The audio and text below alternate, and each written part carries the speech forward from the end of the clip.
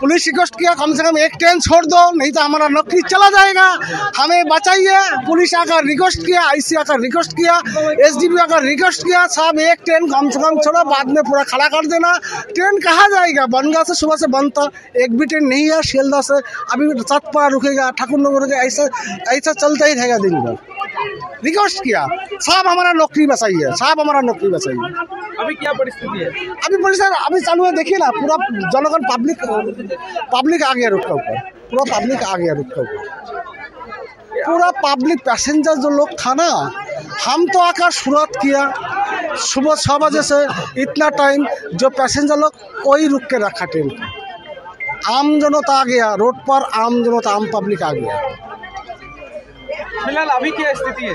अभी चल रहा है, अभी जाएगा रोड में, जस रोड में, हमारा बनगांव सिटी में जाएगा, वहीं पर ही जाएगा, बंद करेगा।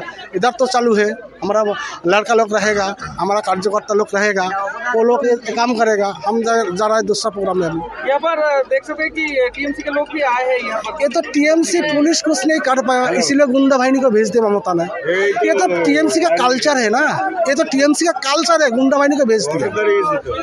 ये नारायण घोष है, काउंसलर है, वो आया धमकाने के लिए, लेकिन भाजपा का जो कार्यकर्ता लोग है ना, वो धमकाने से नहीं डरता है। सुन लीजिए, हम लोग लड़ाई में खड़ा हो, लड़ाई से हम लोगों का जन्म हुआ, लड़ाई में हम लोग खड़ा हो, लड़ाई जारी रहेगा जब तक ये ममता को वो नवान्ना से नहीं हटा सकेगा। दफा 1 दाबी 1 ममता का पदत्याग।